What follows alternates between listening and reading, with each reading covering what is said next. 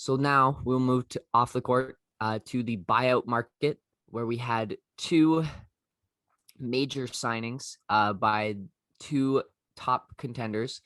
The Brooklyn Nets, first in line, signing LaMarcus Aldridge off the buyout market, and he will join their team. I'm skeptical.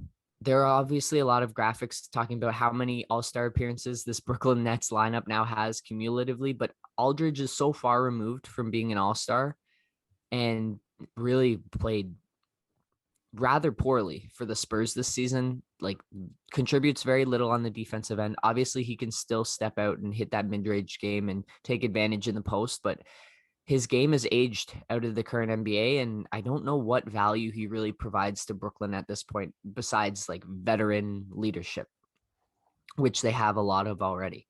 I think you probably are better off taking one of Blake Griffin and LaMarcus Aldridge. Now they have both. I guess in the regards, it's just another 6'10", 6'11" guy you can throw at the bigger guys in your division, and hopefully just, I don't know, even like pick up some fouls, or maybe they have some savvy defensive awareness to give you some added value. But I really didn't see the purpose of signing Aldridge here for the Brooklyn Nets. He joins the team, but yeah. Maybe they're looking at the Laker model last year of having guys like Howard, Rondo, who they can bring in come playoffs, and that worked out pretty well for them. And that's their line of thought with Griffin Aldridge. Yeah, I could see it with Griffin, because you could tell that Blake Griffin, like, everyone believed he was grounded, but he's already thrown down a couple dunks. It seemed like he was more just not trying and conserving himself.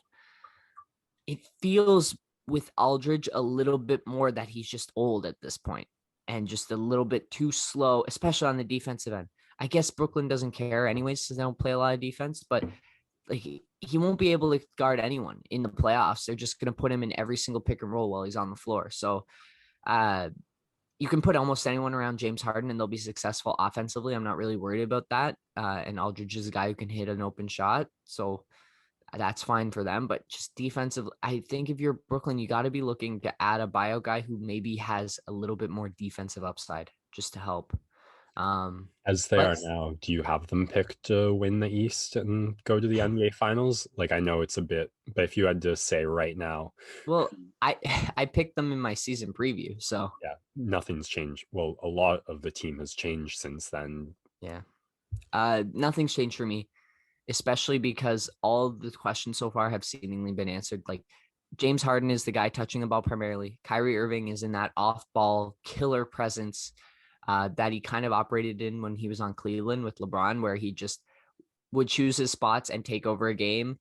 And then, of course, they've been doing all of this without Kevin Durant, who's probably the best conducive superstar you could ever add to a team, because he scores so efficiently and he does all the other things that you need him to do.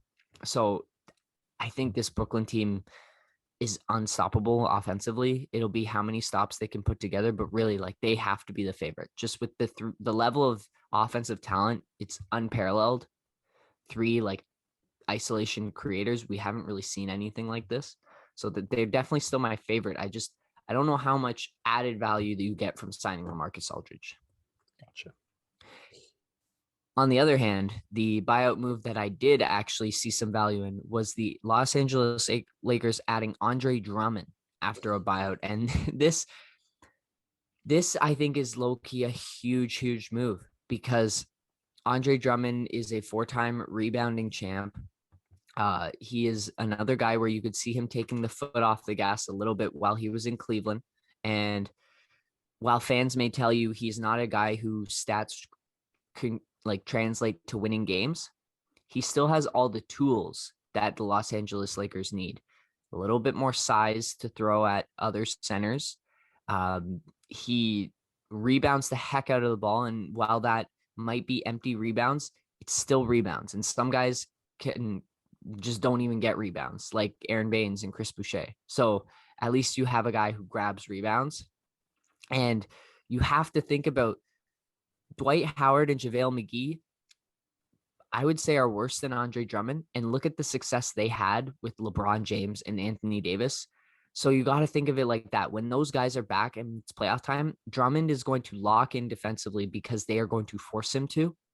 And then offensively, with all the attention that those guys gather, Drummond's going to have free dunks. He's going to have, and he's even a little bit underrated in terms of playmaking, but it's those guys will keep him in line and make sure that he's not doing the class of Andre Drummond. Like, I need the ball on the post to stay engaged in the game. And I'm going to complain about this, and I'm going to grab only rebounds and not really do anything else. Like, those guys will keep him accountable. And it just gives the Lakers as a team more versatility at the center position. You can run AD at the 5 if need be, but you also have Harrell, you have Gasol, you have Drummond, who all give them like kind of different looks. And so, yeah, I think it's a huge move for them because Drummond was basically a max guy who they now have on a minimum contract as a buyout. And while he's not, I think he's better than the min, but nowhere near the max, you're still getting value if you're having him on the min, right? And I think he's still young, believe it or not. I think he's 26, 27, like just in the prime of his career. It feels like a move that people are really low on Drummond now. But again, once you put them next, especially if you just put anyone next to LeBron James, he's going to bring out the best in them.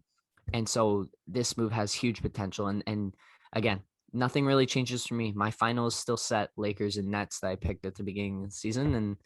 And nothing's changing there. It's going to be interesting how Drummond acclimatizes himself right now with the vacuum of power in that Lakers team. And Harrell stepped up a little bit in the last 2 games. They've gotten some big wins over teams that they needed to beat in Orlando and Cleveland. The Lakers only are a game and a half ahead of Denver and Portland, so they could slide from 4 to 6 in the next week. Yeah, it'll be really interesting to follow. They really have to win these next couple of games. They have a couple more weak teams to play where they need these wins, and they're just trying to stave off long enough for their top guys to come back. So really interesting to watch.